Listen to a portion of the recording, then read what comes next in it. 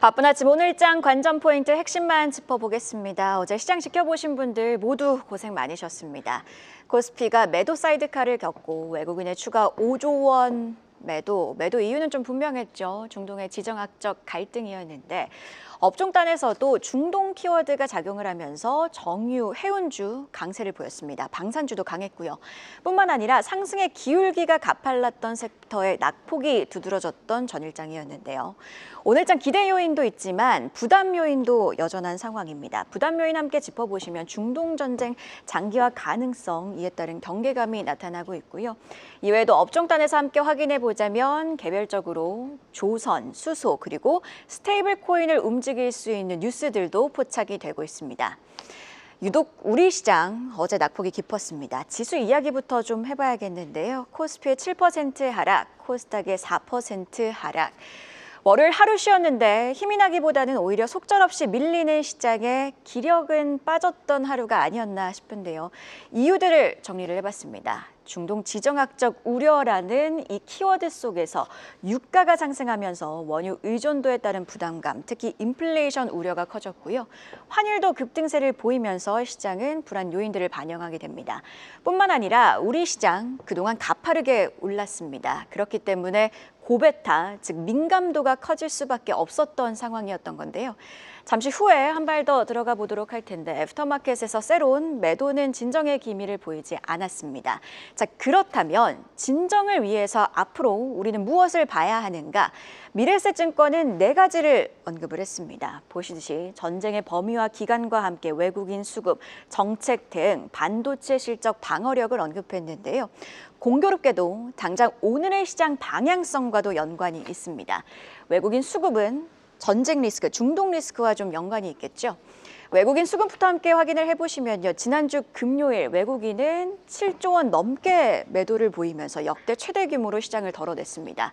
어제도 마찬가지로 5조 원 넘게 시장을 덜어내면서 역대 2번째 규모의 매도세를 보였는데요.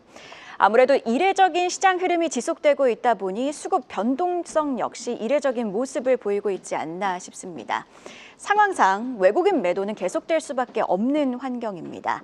코스피 200 변동성 지수, V코스피 지수를 함께 확인해 보면요. 코스피 200 옵션 가격으로 계산한 향후 30일간 기대 변동성을 나타낸 이 지수, 한국판 빅스 지수라고도 볼 수가 있겠습니다. 마디 지수를 찍을 때마다 급등을 하고 쉬어가는 양상을 보여왔는데 삼성선물의 분석에 따르면요. 외국인은 이 지수가 45 이상일 때 순매도 양상을 보였다고 합니다.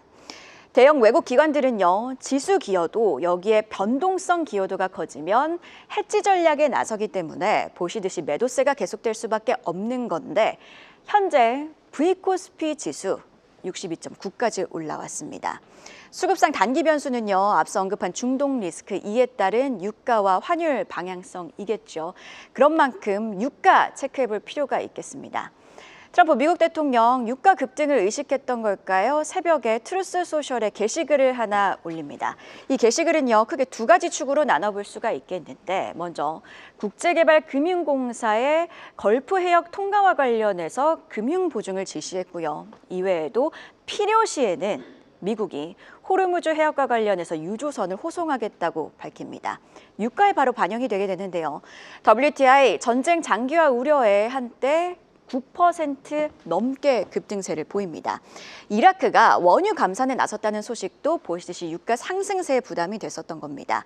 핵심은 역시나 호르무즈 해협입니다. 통행이 어려워지면서 저장 시설이 꽉 차게 되자 이라크가 생산량을 줄이게 된 건데요. 미국의 호르무즈 통과 해협 보호 가능성, 폴리티코가 먼저 보도를 하게 되면서 유가는 상승폭을 축소하게 됩니다. 여기에 우리 시각 기준으로 4시 37분 트럼프의 글이 올라오게 되죠. 이때를 기점으로 유가는 상승폭을 줄이면서 1.7% 상승으로 줄이게 됩니다. 이를 기반으로 미증시도 낙폭을 줄였던 건데요. 환율까지 더해서 좀 복합적으로 체크를 해봐야겠죠. 원달러 환율. 한때 새벽에서 1,500원 선을 터치하게 됩니다. 2009년 금융위기 이후 처음인데요. 그래도 유가의 동조화가 되면서 원달러 환율도 상승폭을 축소하게 됩니다. 현재 NDF상으로는 1,475원대까지 상승폭을 줄이긴 했습니다만 국내 증시에 영향을 줄 수 있는 기타 지표들이 부진하죠. 야간 선물, 한때 마이너스 1%로 낙폭을 줄이나 싶더니 결국 2.5% 밀리면서 하락 마감을 합니다. 유가가 1% 후반대로 앞서 언급해드렸던 것처럼 상승폭을 줄이다가 다시 4%로 오른 경향이 있습니다. 트럼프 미국 대통령이 필요시 호송을 하겠다고 언급한 점, 그러니까 공식적인 호송 발표는 아니었다는 점이 유가 상승폭 재확대에 영향을 준 건 아닌가 싶은데 오늘 계속해서 장중 유가 추이 그리고 또 이에 따른 외국인 수급 영향 주시하셔야겠습니다. 정책적으로 봤을 때는 기대 요인도 분명히 있습니다. 금융당국, 변동성을 주시하겠다는 메시지와 함께 필요시에는 100조 원 알파의 조치를 시행하겠다고 언급을 합니다. 혹시 오늘 정부의 메시지가 나올지도 함께 확인을 해보도록 하고요. 반도체 관련해서도 체크를 해봐야겠죠. 앞서 미래에셋증권 반도체 실적 방어력을 시장 진정 체크 포인트 중 하나로 언급을 하게 됩니다. 간밤 나온 대만 디지타임스의 보도인데요. 2분기에도 삼성전자와 SK하이닉스의 디램 가격 상승세는 계속될 것으로 보입니다. 보도에 따르면 상승폭이 최대 70%에 이를 가능성도 있습니다만 역시나 출발 그림 자체는 좀 흐릿합니다. 미국 증시에서 반도체주, 특히 메모리 반도체주 마이크론이 8% 가까이 밀리고 샌디스크도 8.6% 빠진 영향이 있겠죠. 다만 여기서도 생각해 볼 점, 미국 메모리 반도체주의 하락은요, 전일 전자닉스의 낙폭에 따른 영향도 있었다는 점 염두해 주실 필요가 있겠습니다. 방산주도 함께 확인을 해보면요. 이번 사태, 방산주 입장에서는 의미가 조금 다르게 다가오기도 합니다. 단기 외에도 장기 영향까지 기대가 가능하기 때문인데요. IM증권의 분석을 보면 시작은 대공무기일 가능성이 있습니다. 여기서 대공무기라는요, 하늘에서 날아오는 미사일, 드론 등을 격추하는 데 쓰이는 방공용 무기입니다. 빠르게 이 대공무기가 현재 중동에서 소진 중입니다. 이란은 보복에 나서고 있고요. 미국은 미군 기지 방어에 나서고 있고 주변 중동국들도 영공 방어에 총력을 다하고 있기 때문인데요. 보시듯이 IM증권 단기적으로 봤을 때는요. 기존 중동과 계약된 무기, 특히 천공투의 인도가 가속화될 가능성을 언급을 합니다. 점차 확산이 되면서 장기적으로 봤을 때는 고사양 대공무기 발주 기대감도 있다고 봤고요. 이번 사태로 중동뿐만 아니라 유럽 등 기타 지역에서도 발주가 기대가 가능하다고 강조를 하는데요. 결국 여기서의 키포인트는 자주국방의 필요성은 더 커졌다는 맥락 때문은 아닐까 싶습니다. 이 중동 사태와 관련해서는 일단 직접적인 수혜는 앞서 언급해드린 이 천궁2가 받을 가능성 거론되고 있습니다. 언론 보도에 따르면요, 국산 무기인 이 천궁2가 실전에 등판을 했고 요격률 역시 90% 이상으로 좋은 성능을 보여줬다고 합니다. 그렇기 때문에 천궁2 밸류체인 안에 있는 종목들, 특히 미사일 본체와 관련해서는 LIG 넥스원, 레이더와 관련해서는 하나 시스템, 여기에 발사대 한화 에어로스페이스가 부각을 받을 가능성이 있겠죠. 역시나 다만 이런 그림을 보며 스치는 생각도 있습니다. 미증시에서요, 전쟁에도 불구하고 에너지주 그리고 방산주가 하락 마감을 했습니다. 중요한 건 추세이지만 미증시에서는 일부 관련주들 차익 시연이 나왔고 그간 밀렸던 소프트웨어주가 올랐다는 점을 좀 고려해보면 시장 자체는 순환매 성격을 가지고 있다는 점 기억하셔야겠습니다. 지수 차원에서 다시 한 번 더 정리를 해드리면요. 통상 역대급 낙폭 이후에는 다음 날 반등이 좀 나왔지만 앞서 체크를 해봤던 것처럼 국내 증시에 영향을 줄 수 있는 지표들은 부진했습니다. 즉 어느 정도 낙폭이 제한되는지가 오늘장 주요 체크 포인트 중 하나이겠고요. 앞서 강조한 유가는 아시아 시장에서도 계속해서 지켜보셔야겠습니다. 어제 애프터마켓 시장에서도 변동성은 좀 계속 이어졌죠. 그렇게 오늘은요, 바로 애프터마켓 분위기 함께 확인해 보도록 하겠습니다. 안혜수 캐스터와 함께 확인해 보시죠.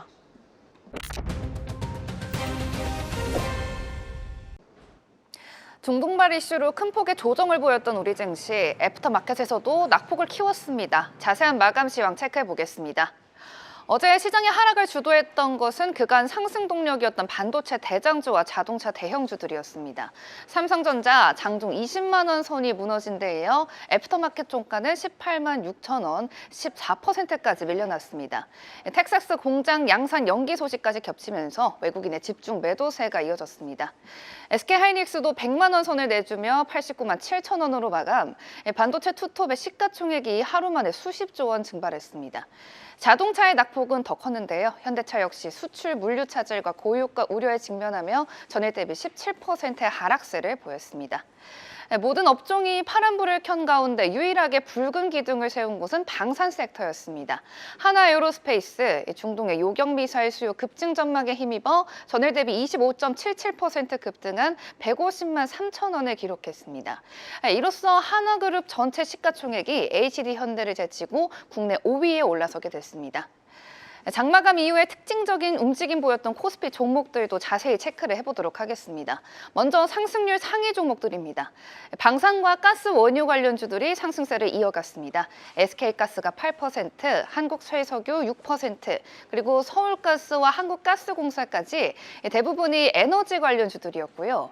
전쟁이 장기화된다면 포탄이 부족할 거란 전망 속에서 풍산도 장마감까지 매수세에 유입되며 상승률 상위에 이름을 올렸습니다.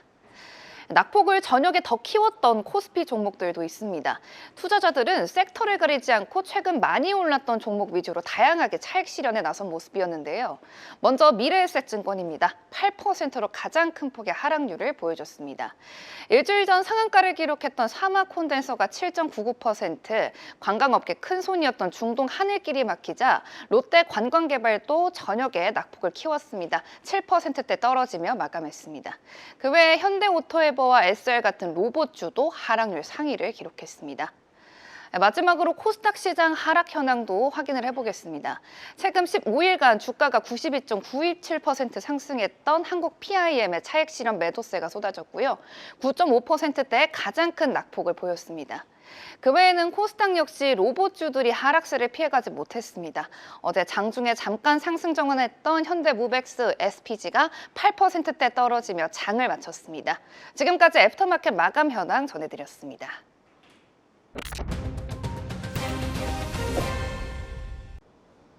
네, 오늘은 어제 애프터마켓 흐름까지 함께 안혜수 캐스터와 체크를 해봤습니다. 바로 시장 진단 들어보도록 할 텐데요. 오늘은 이분과 함께합니다. 이충원 밸류파인더 대표 나오셨습니다. 어서 오세요. 안녕하십니까.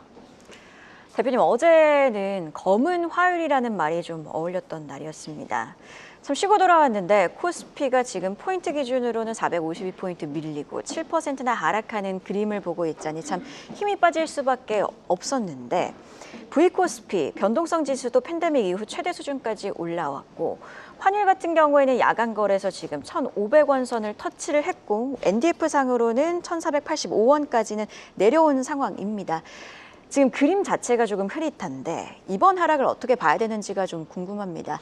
단기적으로 봤을 때는 과열 해소가 필요했기 때문에 나온 낙폭이라고 봐야 하는 건지 아니면 추세가 전환이 된 건지 어떻게 보고 계실까요? 일단은 추세 전환이라고 하기에는 좀 아닌 것 같고 단기적인 조정에 대한 부분 그리고 방금 말씀해 주셨던 것처럼 그동안에 너무 많이 올랐다라는 생각은 사실 누구나 다 하고는 있었는데 근데 그렇다고 해서 어제처럼의 하락을 생각했었던 거는 아니었거든요. 그러다 보니까 최근 사이에 거의 일주일 정도의 상승폭을 대부분 좀 반납하는 그런 모습을 보였습니다. 그리고 이게 참 증시에서 제일 안 좋은 게 오를 때는 오르는 것만 가다가 내릴 땐 다 같이 내리는 게 제일 안 좋은데 사실 어제 같은 경우에도 하락 종목의 수가 거의 90%에 달하는 또 그런 모습을 보였습니다. 결국은 이제 이란의 지정학적 이슈로 이제 변동성이 확대되는 건데 증권가에서는 큰 틀에서 전체적인 펀더멘털이 훼손되지는 않았다며 추가적인 하락에 대한 부분은 얘기를 하고는 있으나 한 5,500에서 5,600포인트 정도의 이제 지지선을 좀 얘기를 하고 있고 사실 불과 지난주 이 시간만 하더라도 20만 전자 100만 닉스를 돌파했는데 어떻게 이 부분에 대한 대응을 해야 되냐 이런 또 질문이 있었던 만큼 일주일 사이에 참 하루하루의 시장 변동성이 굉장히 큰 요즘이 아닌가. 그래서 어찌됐든 질문에 대한 답변은 단기 조정과 추세 전환 둘 중에 하나 중에 뭐 같냐라고 물어보신다면은 저는 단기 조정이지 않을까라고 말씀드리도록 하겠습니다. 그럼 외국인이 지금 이렇게 시장을 덜어내고 있는 건 어떻게 해석을 해야 할까요? 지난주 금요일에 7조 원 넘게 매도하면서 역대 최대 규모로 코스피를 덜어냈고 이제 좀 진정이 되나 싶었는데 어제도 5조 원 넘게 덜어냈습니다. 일단 뭐 여러 가지 이슈가 있기는 할 텐데, 일단 중요한 부분, 두 개로 나눠서 봐야 될 것 같습니다. 이제 어제의 5조 원 넘는 매도는 제가 개인적으로 찾아봤었을 때 최근 2년 동안 세 번째로 높았었던 매도였었고, 그리고 또 찾아보니 2년 동안의 탑5의 외국인 매도에 대한 그 부분이 다 2월에 4번 있었고 어제 한 번 있었거든요. 그 2년 동안의 대규모의 매도가 최근 한 달 안에 다 있었다라고 보시면 될 것 같습니다. 그러면은 그동안에 여기서 또 생각을 해봐야 되는 부분은 외국인이 그동안에 그렇게 사놓고 또 왜 파는지, 그리고 오히려 이렇게 주가가 하락을 했었을 때 오늘의 외국인들의 수급을 보는 게 가장 중요하겠지만, 말씀 주셨던 것처럼 간밤에 1,507원까지 터치를 하고 내려왔었거든요. 그 수치를 또 한번 찾아보니 1998년과 2008년도의 금융위기 이후 거의 17년, 18년 만에 1,500원을 처음 넘었었거든요. 코로나 때도 가지 않았었고 최근에 올라왔어도 1,500원까지는 간 적은 없었는데, 이제 간밤에 터치를 하면서 이제 우리나라 추종하는 이제 미국 증시에 상장된 ETF나 이런 종목들도 굉장히 큰 폭의 하락이 있었지만, 그래도 다행인 거는 또 자고 일어나니 낙폭이 많이 줄어들었다라는 점은 그래도 긍정적으로 해석을 할 수 있을 것 같은데, 외국인의 매도 압력을 높이는 이유는 일단 아무래도 첫 번째는 환율의 상승을 꼽을 수밖에 없지 않나. 외국인들의 이런 매물출에 대한 압력을 좀 더 가속화시켜주는 요인이 당연히 환율이 될 수밖에 없다 보니까 그런 게 있고, 이제 어제 하락 같은 경우에는 이런 이슈가 지속이 된다면 고유가가 장기화되고 미국에 대한 금리에 대한 부분들이 이슈가 되면서, 그리고 옐런뿐만이 아니라 지금 이제 미국 연준 의원도 이 이란 사태에 따른 이런 금리에 대한 부분을 이제 주시하겠다라는 얘기도 나오면서 이제 해당 부분들이 계속해서 좀 글로벌 이슈로 좀 퍼져 나가는 이러한 상황 속에서, 그래도 다행인 점은 이제 어제 WTI의 상승폭이 그래도 좀 둔화가 되었다는 점. 근데 또 하나 생각을 해봐야 되는 부분은 증시도 하락하고 금도 하락하고 이제 비트코인도 다 하락했습니다. 이제 그런 측면에 있어서는 왜 오르는 건 없을까라고 했었을 때는 전반적으로 봤을 때 우리가 그만큼 투자의 심리가 뭔가 좀 불안정하다는 또 반증이 아닐까라는 관점에서 오늘 환율이 간밤에 또 1,500원을 넘었었기 때문에 오늘 외국인의 매도가 또 어디까지 나오는지 봐야 되는 거는 아마도 오늘 증시의 지수에 영향을 갖추는 가장 큰 요인이 되지 않을까 싶습니다. 아무래도 환율이 계속 오를 것으로 전망이 되면 외국인 입장에서는 가만히 앉아서 계속 손실을 보는 그런 상황이기 때문에 확실히 매도 압력이 될 수밖에 없는 것 같습니다. 유가가 다시 또 상승폭을 키워서 한 5% 정도 오르고 있고, 지금 원달러 환율도 NDF 시장에서 1,485원대까지 올라온 상황, 장중에서 이 계속 변수 요인들 지켜보도록 하겠습니다. 가장 궁금한 건 지금 코스피가 7% 넘게 빠졌고 어제 코스닥도 한 4% 밀렸다 보니 조정을 오히려 기회로 삼을 수 있지 않을까라고 생각하셨던 분들도 충분히 많을 것 같습니다. 그래서 기대 요인과 우려 요인을 좀 분리를 해보니, 기대 요인 관련해서는 미국이 호르무즈 해협을 통과하는 유조선과 관련해서 호송을 할 수 있다는 기대감 크게 작용을 할 것으로 보입니다. 다만 앞서 언급을 해주셨던 환율 급등 요인에 EWI ETF가 9% 빠졌고 외국인 수급도 불안한 상황이거든요. 조정을 좀 기회로 삼아보는 그런 구간, 이렇게 봐도 될까요? 이게 저도 방송에 나왔을 참 어렵죠. 때 얘기하기 어려웠던 게, 항상 그러나 그래도 말씀을 드렸던 거는 올라갈 때 사지 말고 그냥 빠졌을 때 사자고 항상 말씀을 드려왔었던 거고, 그게 더 안 갈 것 같아서 빠졌을 때 사자고 말씀을 드린 게 아니라, 이게 예를 들면은 불과 지난주 2월 26일만 해도 하이닉스가 111만 원이었습니다. 근데 어제 NXT에서 90만 원이 깨졌었죠.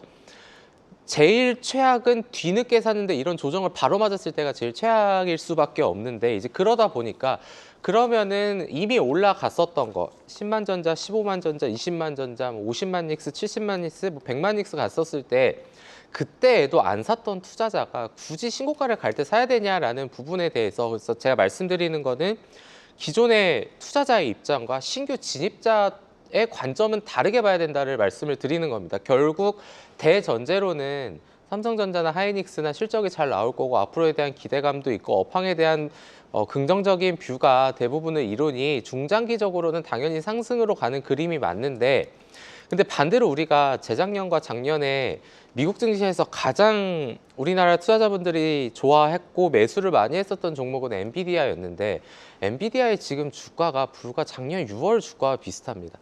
그러니까 그렇게 가파른 상승이 있은 다음에도 이런 기간 조정은 거치기 마련이라는 점을 생각을 해보면 주식시장에서 계속 올라갈 수 있는 주식은 없다라는 이런 가정을 얘기를 했었던 거였고 근데 또 이게 또 그렇습니다. 이게 지난주에 삼성전자 22만 8,500원까지 가고 하이닉스가 111만 7,000원까지 갔는데 그때는 오히려 살 마음이 있어 지금이라도 사야 되나라는 마음이 들었던 반면 어제 같은 하락을 겪으니 또 지금은 막상 못 사게 되는 게 결국 투자자의 어쩔 수 없는 전 마음이라고 생각을 하거든요. 그리고 제가 조정 시 매수하라는 이러한 부분도 지금 시점에서 하락이 당연히 더 나올 수도 있습니다. 오늘만 하더라도 그런 부분을 고민을 해본다면 그냥 비중을 덜어서 들어가는 거죠. 뭐 내가 만약에 지금 뭐 7, 80에 현금이 있다. 그러면은 뭐 오늘 20 들어가고 뭐 더 빠지네 그럼 또 사고 이 관점으로 가는 대응의 방법과 기존에 예를 들면 삼성전자 하이닉스가 나 50%에서 100% 이미 수익이 나 있어 라고 한다면은 여기서는 근데 너무 왜냐하면은 내 잔고에서 평가 잔액에서는 고점을 봤는데 그러니까 100을 투자하시는 분이 200을 봤는데 이게 또 170이 되면은 이게 100에서 170이 돼서 70일 수익 본 게 아니라 200에서 30을 손실봤다고 생각하는 것 또한 투자자들의 어쩔 수 없는 마음이거든요. 그러다 보니까 그런 거에 대해서 기존 투자자의 대응은 비중을 좀 줄일 수 있다. 이렇게 좀 포지션에 따라서 다르게 대응을 해야 되는 게 맞다라고 저는 생각을 합니다. 그래서 대전제로는 언제든지 상승할 수 있는 이러한 여력과 체력을 가진 기업들인 점에는 분명하나 이렇게 불과 이 한 달 만에 2년 동안의 탑5의 외국인 매도가 뭐 3조 원부터 해서 2월 27일에는 7조 7천억까지 나왔었던 이 극심한 변동성 장세에서는 대응의 영역이 가장 또 제일 중요한 부분이지 않을까라는 점에서 결론적으로는 신규 비중이 많지 않다면 이런 조정 구간을 이용해서 지금 시기에는 매수의 시기가 맞다. 반면에 너무 이제 수익이 좀 많이 났었던 분들은 오히려 조금은 비중을 축소하고 만약에 더 하락하면은 그때 더 살 수 있는 기회가 마련되는 이런 시기로 활용을 하자라고 말씀드리도록 하겠습니다. 삼성전자, SK하이닉스 그러면 추세적으로 봤을 때 반전의 시그널은 뭐라고 봐야 될까요? 브로드컴의 실적인가요? 아니면 뭐 기타 디램 가격 상승세가 계속 확인된다는 점이라든지 다른 요인들을 봐야 되는 걸까요? 해외 기업들의 실적과의 상관관계는 100이라고 하면 제가 생각했을 때는 한 50에서 70 정도는 될 것 같은데 지금의 추세를 넘어가기 위해서는 제일 중요한 거는 이런 모멘텀도 있겠으나 수급적인 이슈가 제일 중요하다고 생각을 합니다. 사실 2월만 하더라도 방송에서 얘기했을 때 뭔가 지금 삼성전자 하이닉스 계속 오르고 있는데 지금 보면은 외국인들이 되게 많이 팔고 있어요라는 게 그 당시에는 불과 열흘 전만 하더라도 봤을 때는 그게 왜? 개인들 돈 많아. 지금 많이 살 수 있어. 이러한 부분으로 뭔가 묻혀졌는데 이제 어제와 같은 하락이 나오니까 이게 지금이라도 팔아야 되나라는 생각으로 또 바뀔 수밖에 없거든요. 그래서 제가 생각했었을 때 지금 삼성전자와 하이닉스는 만약에 추가적인 하락이 나오게 되면은 이게 내년에 지금 기준으로 PER 6배, 5배밖에 안 되네. 근데 개인들은 지금 돈이 많고 그리고 외국인들도 나중에 결국은 이게 글로벌 투자를 하는 관점에 있어서는 우리나라의 포트폴리오를 담을 때 삼성전자와 하이닉스를 안 담을 수 없는 그러한 상황인데 그럼 그들이 또 매수를 분명 하긴 할 거란 말이죠. 그러한 시기가 맞물릴 때에는 또 한 번의 상승의 트리거가 나올 수 있겠다라고는 보고 있습니다. 뭐 당장 현재 시각 4일에 브로드컴이 실적을 발표하니까 이 실적 발표도 체크를 해보도록 하겠습니다. 반도체 그리고 주식 이외에도 다른 대체 자산도 좀 여쭤봐야 될 것 같아요. 변동성이 커지면서 금, 비트코인, 달러 같은 대체 자산에도 관심이 쏠리는데 위험 회피 국면에서는 어디에 조금 더 무게를 둬야 될까요? 역시나 안전자산인 달러와 미국 국채일까요? 뭐 달러 쪽이 제일 대안이 될 수 있지 않을까. 뭔가 금, 비트코인 우리가 생각하기로는 안전자산과 위험자산인데 어제는 또 같이 빠졌다 보니까 그러니까요. 이런 부분들에 있어서는 분명히 조금 시장의 해석이 달라질 수는 있고 그런 관점에서 봤을 때는 이제 달러의 측면이 결국은 특히 이제 이란과 관련된 이슈가 이렇게 발생을 했기 때문에 더 부각을 받을 수 있지 않을까라는 생각을 하고 있습니다. 그래서 금과 비트코인보다는 달러 쪽으로의 대체 투자 수요가 더 증가하지 않을까 그렇게 보고 있습니다. 다만 달러 같은 경우에는 트럼프 미국 대통령이 궁극적으로 원하는 건 달러 약세 아닙니까? 그런 부분도 분명히 있긴 하겠지만 아무리 이제 미국의 트럼프 대통령이 그렇게 얘기를 하더라도 우리 투자자들에서의 일반적인 관점에서는 결국 안전자산은 그래도 미국에 통하다라는 생각을 지울 수는 없다라는 부분은 충분히 있을 것 같습니다. 그래서 아무래도 뭐 사실 간밤에 왜 달러에 대한 원달러가 왜 1,500원을 넘어섰을까 갑자기 또 이런 부분들을 생각을 해본다면은 결국은 대체가 될 수 있는 거는 트럼프가 원하는 바는 그럴 수 있지 몰라도 투자자들이 생각하는 관점에서는 결국은 또 달러 쪽으로 이런 수요가 아닐까라고 생각합니다.